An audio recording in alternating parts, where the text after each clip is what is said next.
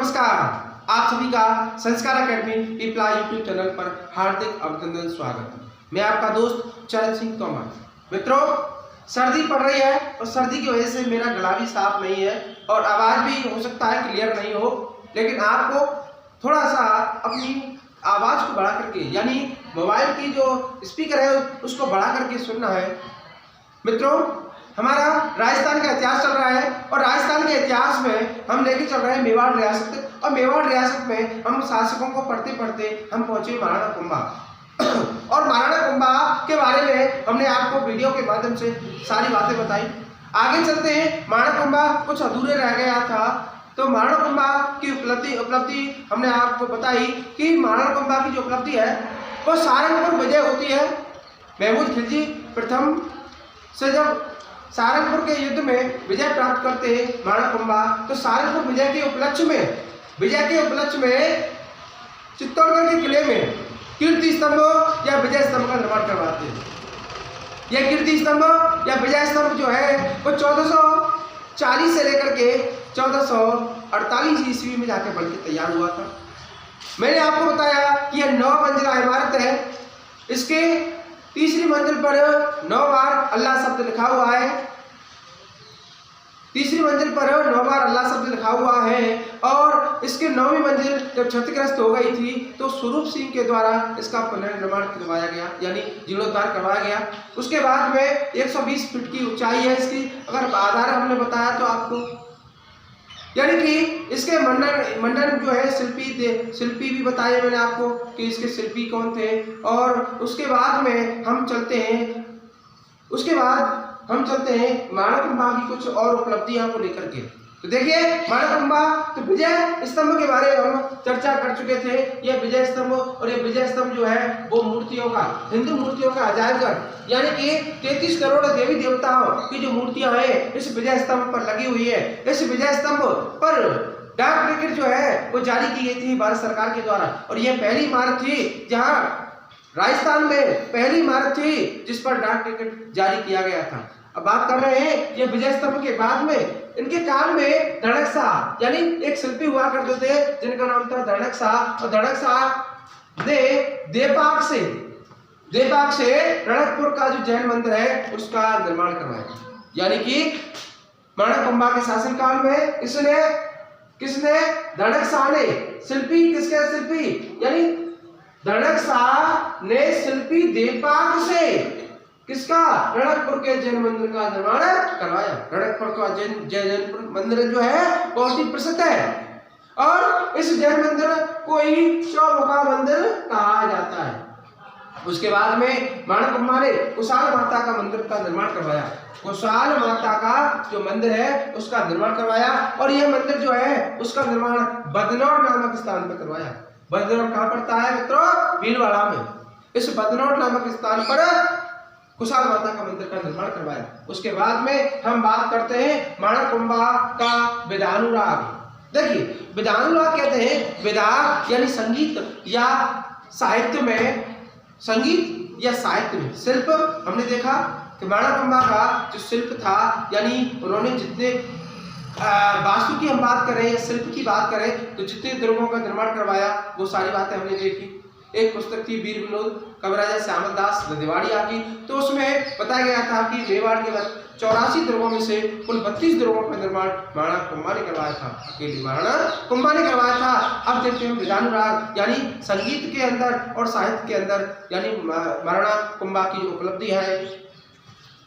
अगर देखा जाए कि संगीत गुरु यानी किसके, महाराणा कुंभा, तो महाराणा कुंभा की जो संगीत गुरु है वो है सारंग व्यास। कौन है? सारंग व्यास। और उसके बाद हम देखें तो चित्रकला की गुरु कौन है? जैनाचार्य हीरानंद। महाराणा कुंभा के चित्रकला के गुरु है जैनाचार्य हीरानंद। उसके बाद में दरबारी विद्वान की हम बात करते हैं कि महाराणा कुंभा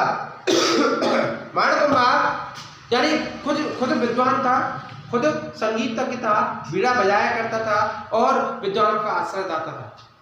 विद्वानों का आश्रयदाता था और इनके दरबार में विद्वान रहा करते थे। तो कौन कौन से विद्वान है? तो देखिए, कान्हा व्यास नामक विद्वान भी माणकुंभा के दरबार में थे।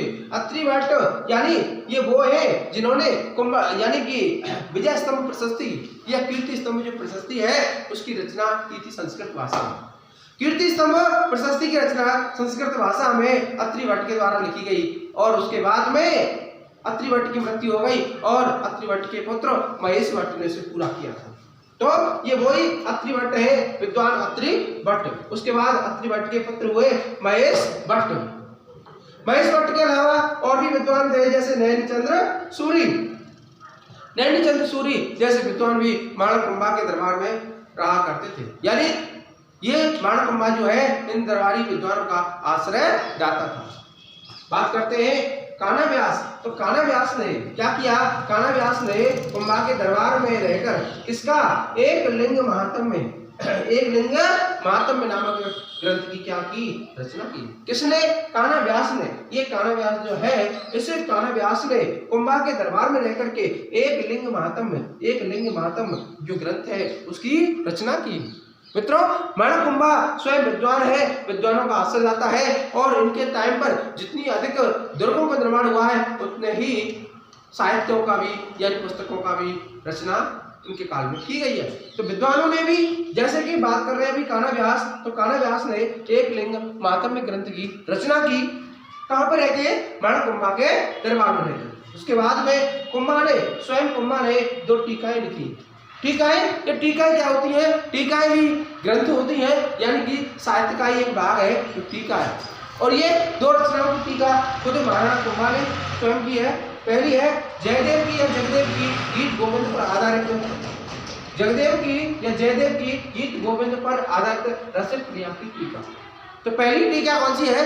जयदेव या जगदेव की गीत गोविंद पर आधारित रसिक क्रिया की टीका।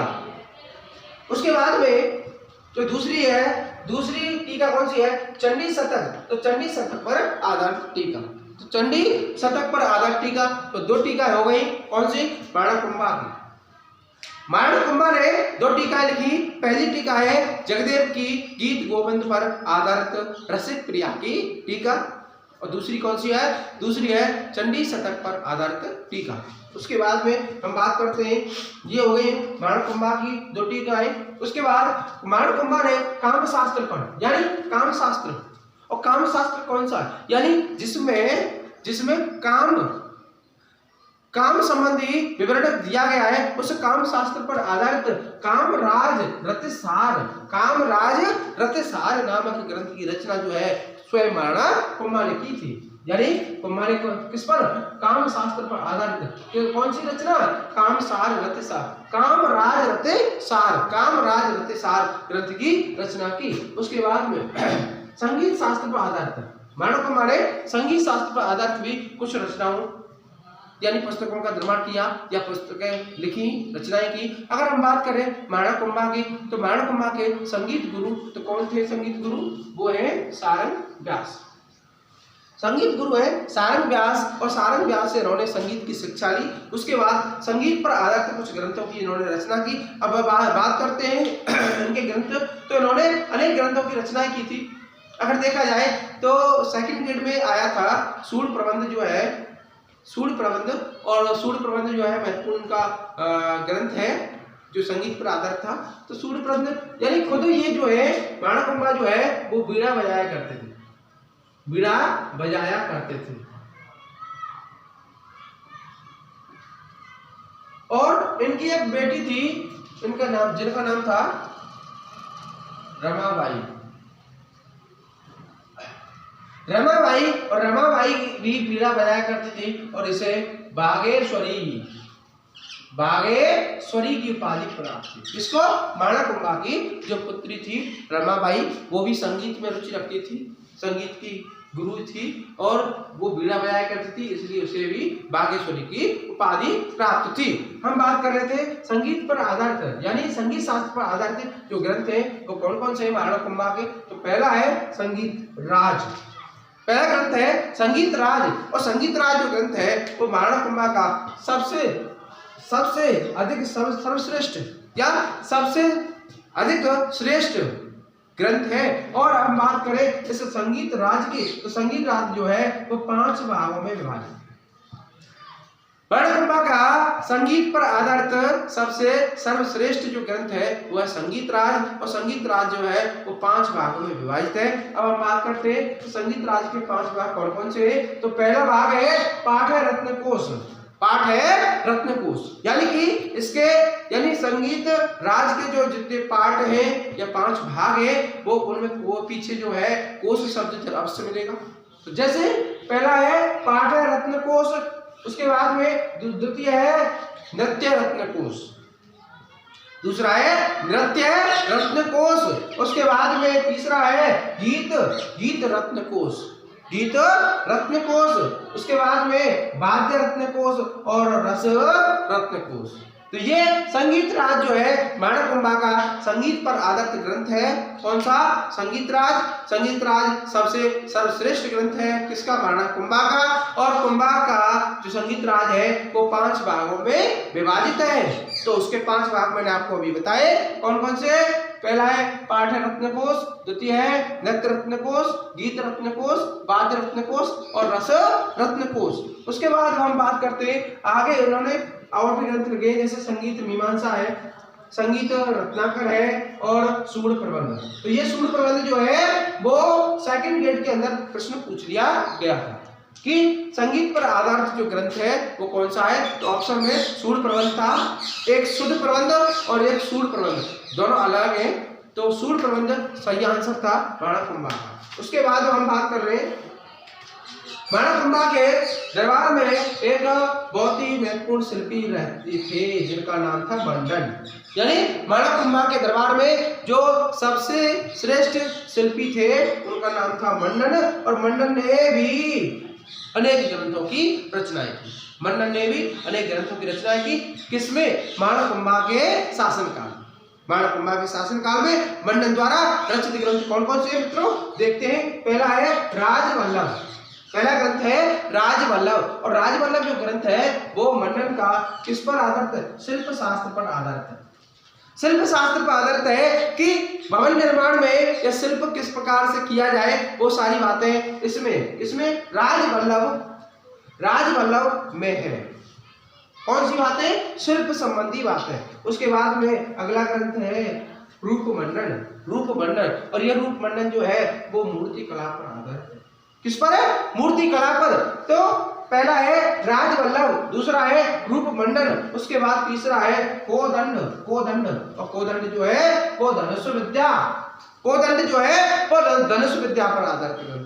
किसका? मंडन का। मंडन कौन है? माणकुंभा का महत्वपूर्ण शिल्पी। उसके बाद में एक है वैद्य मंडन। और वैद्य मतलब आयुर्वेद, तो किस पर आधारित है? आयुर्वेद शास्त्र पर आधारित है। कौन सा? वैद्य मंडन। उसके बाद है सगुन मंडन, और सगुन मतलब ज्योतिष। सगुन मंडन किस पर आधारित है? ज्योतिष शास्त्र पर आधारित है। उसके बाद में है प्रासाद या प्रासाद मंडन जो है वो भवन निर्माण पर आधारित है। किस पर? भवन निर्माण पर। किसी भी भवन की जो है वो निर्माण किस प्रकार से किया जाए वो सारी बातें प्रासाद मंडन नामक ग्रंथ में बताई गई है। किसके द्वारा? मंडन के द्वारा। उसके बाद में वास्तुसार और वास्तु मंडन, ये अलग है। एक है वास्तुसार और दूसरा है वास्तु मंडन। तो ये वास्तु मंडन। उसके बाद हम बात कर रहे हैं माणकुंभा। तो माणकुंभा के टाइम पर जो हमने इनका शिल्प देखा, इनका स्थापत्य देखा, उसके बाद हमने इनका विधानुराग देखा कि इन्होंने किस किस ग्रंथ की रचना की और इनके टाइम पर कौन कौन से विद्वान इनके दरबार में रहते थे। उसके अलावा इन्होंने कौन सी टीकाएं लिखी और टीकाओं के अलावा मंडन ने केवल कौन से ग्रंथों की रचना की। तो मित्रों ये आज की हमारी वीडियो। आज की वीडियो में मित्रों तो हमने ये देखा कि किस प्रकार माणकुंभा का विधानुराग रहा, माणकुंभा के दरबार में विद्वानों ने कौन कौन से ग्रंथों की रचना की। अब हम चलते हैं माणकुंभा के अंतिम चरण की तरफ। तो माणकुंभा देखिए अंतिम समय, तो अगर हम बात करें कि माणकुंभा को अंतिम समय में उन्माद रोग हो गया। कहते हैं कि माणकुंभा जो है उसे नशे की लत लग गई थी और नशे की लत लगने के कारण जो माणकुंभा जो है वो पागल जैसे हो गई थी। उन्हें जंजीरों के माध्यम से मामादेव कुंड के किनारे पर बांध के रखा जाता था। क्या हुआ, एक दिन वो समय आया जब वो दुर्ग की अटारी पर चढ़ गए थे, यानी छत पर चढ़ गए थे, दुर्ग की छत पर चढ़ गए और शाम का मौसम था।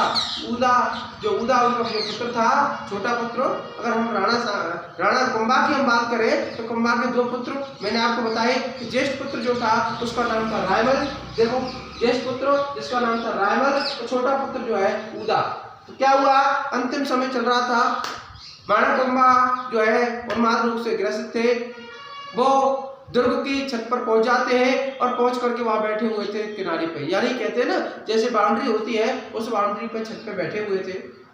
तो इधर से माना उदा जो है उसने देखा और उदा ने पैर छूने के बहाने उनके पैर पकड़े और नीचे ढकेल दिया, यानी कि माणकुंभा को उदा ने दोनों पैर पकड़ के ऊपर से ढकेल दिया, जिसके कारण उदा की क्या हो गई सर, मृत्यु हो गई। इस कारण उदा को मेवाड़ का पितृहंता कहते हैं। मेवाड़ का पितृहंता। अगर हम बात करें चौहानों का पितृहंता, देखिए यहाँ पितृहंता की मैं बात कर रहा हूं। अगर हम बात करें हर्यक वंश में, हर्यक वंश का पितृहंता, हर्यक का पितृहंता,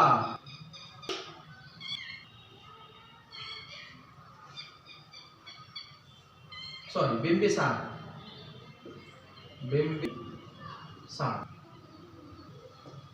करेंगे चौहानों का पितृहंता, चौहानों का पितृहंता,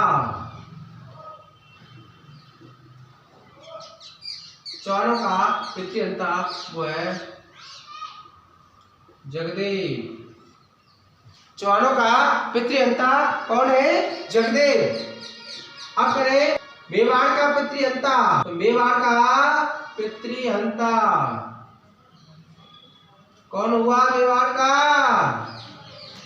मेवाड़ का पितृहंता कौन हुआ, उदा। उदा मित्रों, तो ये तो है पितृहंता की, तो मेवाड़ के पितृहंता के रूप में जाना जाता है उदा को। अब उसके बाद क्या होता है, उदा जो है वो शासक बन जाते हैं। माणकुंभा की मृत्यु जो है वो माणकुंभा की मृत्यु हो जाती है और माणकुंभा की मृत्यु के बाद में उदा जो है वो मेवाड़ के शासक बन गए। मेवाड़ के शासक बने थे, कुछ समय गुजरा, लेकिन वहां के लोगों के दिमाग में ये विचार आया कि ये तो कौन है, पिता का हत्यारा है, पितृहंता है। और पितृहंता यानी ये विचार उन वहां की जनता, वहां मेवाड़ के जनता के दिमाग में आने लगा। एक दिन क्या हुआ, जो उदा जो है वो एक दिन छत पर टहल रहे थे, बरसात मौसम था, बरसात के मौसम था, जैसे बारिश बंद हो जाती है उसके बाद छत पर टहल रहे थे और अचानक ही क्या होती है, आकाश से बिजली गिरने के कारण उदा की मृत्यु हो जाती है। उदा की मृत्यु हो गई और उदा की मृत्यु के बाद में जो शासक बनाए गए वो कौन बने, उसके बाद में यानी ज्येष्ठ पुत्र, किसके, कुंभा के ज्येष्ठ पुत्र कौन, रायमल जो है वो शासक बनते हैं 1471 से 1509 ईस्वी तक। उदा भी मारे जाते हैं और शासक बन गए कौन, रायमल। रायमल के बारे में हमने आपको पहले जिक्र किया था, जब कुंभा छोटे थे, कुंभा यानी मेवाड़ और मारवाड़ संघर्ष जब चल रहा था और हंसाबाई ने मेवाड़ और मारवाड़ की जब संधि कराई थी तो संधि को हमने बताया था कि आवल बावल की संधि है। आवला और बबूल के पेड़ों के नाम के आधार पे जो है आवल बावल की संधि नाम रखा गया। और इस संधि की शर्तों के मुताबिक जोधपुर के यानी मारवाड़ के जो शासक थे रावजोधा ने अपनी पुत्री श्रृंगार देवी का जो विवाह किससे, माणकुंभा के ज्येष्ठ पुत्र कौन, रायमल। माणकुंभा के ज्येष्ठ पुत्र रायमल, यानी श्रृंगार देवी का विवाह किससे हुआ था, रायमल से हुआ था। तो मित्रों ये वही महारानी है कौन, श्रृंगार देवी। किसकी पुत्री है ये, आप बता सकते हैं, कमेंट में जाकर के आप बताना कि श्रृंगार देवी के पिता का नाम क्या है। उसके बाद मित्रों हम बात कर रहे हैं एक लिंगनाथ मंदिर का। एक लिंगनाथ मंदिर का अगर निर्माण की हम बात करें एकलिंगनाथ मंदिर कौन सा मंदिर है? ये वो मंदिर है जो उदयपुर के कैलाशपुरी गांव में बना हुआ है। और ये जो शिवलिंग था वो मैंने आपको बताया काल भोज बप्पा रावल के द्वारा स्थापित किया गया था। कहाँ पे? कैलाशपुरी गांव उदयपुर के अंदर। और इस एकलिंगनाथ मंदिर का को नए निर्माण की हम बात करें तो वो किया था रायमल। किसने किया था? रायमल ने किया था। अब हम बात कर रहे हैं कि रायमल जो है उसका जो रायमल और रायमल के अगर पुत्रों की हम बात करें तो पुत्र देखिए ये रायमल है और ये रायमल के हम पुत्रों की बात करें तो इसके कितने 4 पुत्र हुए। कितने पुत्र हुए? 4 पुत्र और 1 पुत्री। इस रायमल के 4 पुत्र थे, यानी 4 पुत्र कौन कौन से हैं? पहला है पृथ्वीराज राठौड़, सॉरी पृथ्वीराज सिसोदिया। राठौड़ का लग गया है पृथ्वीराज सिसोदिया। पृथ्वीराज सिसोदिया पहला पुत्र है पृथ्वीराज सिसोदिया, दूसरा है जयसिंह, तीसरा है जयदेव, चौथा है सांगा। यानी सांगा जो थे, सांगा इतिहास में है संग्राम सिंह के नाम से जाना जाता है। सांगा जो है वो सबसे छोटे पुत्र थे। बात करें इनकी एक पुत्री थी जिसका नाम था आनंदी देवी। आनंद देवी इनकी पुत्री थी। अब क्या होता है रावण की मृत्यु जब हो जाएगी तो रावण की मृत्यु के बाद में ये 4 जो पुत्र हैं इनमें क्या चलता है? संघर्ष चलता है। किसको लेकर के? मेवाड़ की गद्दी को लेकर के। मेवाड़ की गद्दी को लेकर के संघर्ष चलता है और इस संघर्ष के जरिए से यानी इनका एक चाचा होता है और चाचा के सुझाव पर ये जाते हैं एक ज्योतिषी के पास। एक गांव में एक ज्योतिषी के पास जाते हैं और उस ज्योतिषी से यानी अपनी कुंडली निकलवाते हैं और पूछते हैं कि भाई मेवाड़ की गद्दी पर कौन बैठेगा। तो उस ज्योतिषी ने स्पष्ट रूप से कहा कि मेवाड़ की गद्दी पर जो है कौन? पृथ्वीराज सिसोदिया। उसका तो कोई नाम नहीं है। यानी पृथ्वीराज सिसोदिया जो है वो शासक नहीं बनेंगे और शासक बनेंगे कौन बनेंगे? महाराणा संग्राम सिंह यानी महाराणा सांगा। तो इस बात को लेकर के पृथ्वीराज सिसोदिया को गुस्सा आता है और गुस्सा आता है तो वो अपनी एक तलवार खींचते हैं और तलवार खींचते हैं तो वो तलवार की जो नोक है वो संग्राम सिंह की यानी महाराणा सांगा के आंख में लग जाती है। दोनों में आपस में संघर्ष होता है वहीं पे। लेकिन उसका जो चाचा जो है इनका जो चाचा है वो इनमें क्या इनमें जो थोड़ा जो सांगा है उस सांगा को भेज देता है कि बेटा निकल जाए यहाँ से, नहीं तो ये तुम्हें आज छोड़ेगा नहीं। कौन? पृथ्वीराज सिसोदिया। अब क्या होता है पृथ्वीराज सिसोदिया के डर से जो महाराणा सांगा जो है वो अजमेर के जंगलों में भाग जाते हैं। मित्रों आगे चलते हैं हम। अब क्या होता है पृथ्वीराज सिसोदिया और यानी ये अय्यर के शासन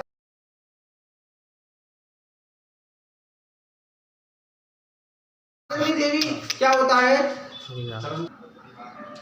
है जो एक इनकी जो बहन थी क्या नाम है? आनंदी देवी। इस आनंदी देवी का जो है वो पृथ्वी सिसोदिया जो है यानी सिसोदिया जो है आनंदी देवी का किसके साथ करते? जगमाल देवड़ा। इन जगमाल देवड़ा के साथ आनंदी देवी का विवाह कर दिया गया। जगमाल देवड़ा के साथ जब आनंदी देवी रहने लगी तो क्या होता है कोई छोटी छोटी बातों के लिए इनमें आपस में झगड़ा होने लगा। आनंदी देवी और जगमाल में आपस में छोटी छोटी बातों को लेकर झगड़ा होने लगा और आनंदी देवी ने इस नाराज होकर के अपने भाई पृथ्वीराज सिसोदिया को यानी बुलवाया कि भैया आप आकर के इन्हें समझा दीजिए।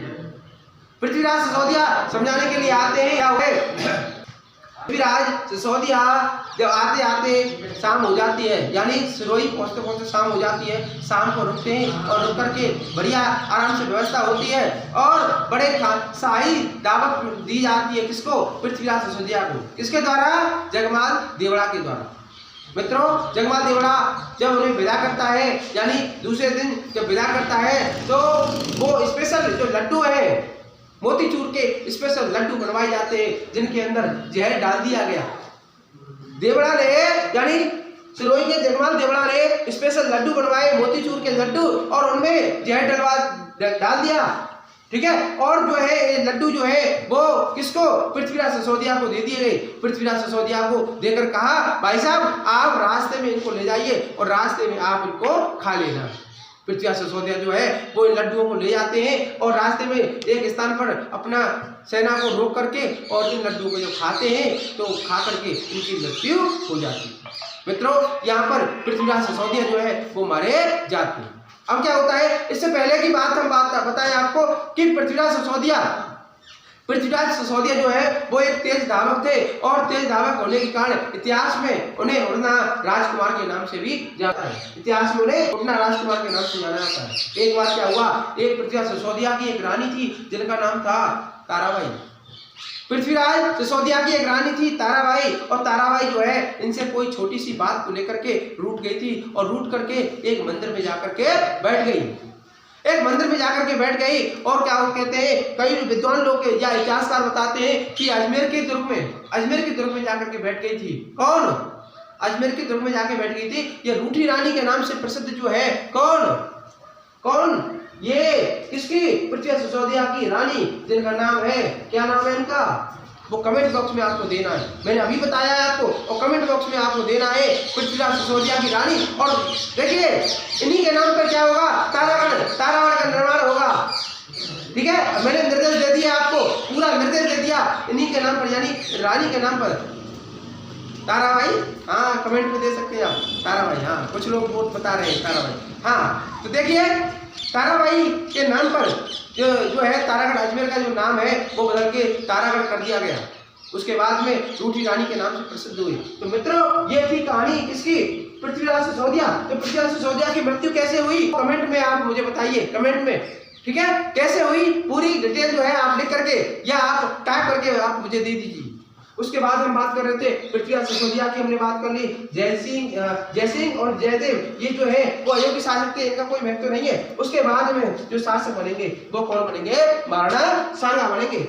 तो महाराणा सांगा बनेंगे। तो ये जो इतिहास में है बहुत ज्यादा प्रसिद्ध शासक है। कौन? महाराणा संग्राम सिंह या महाराणा सांगा।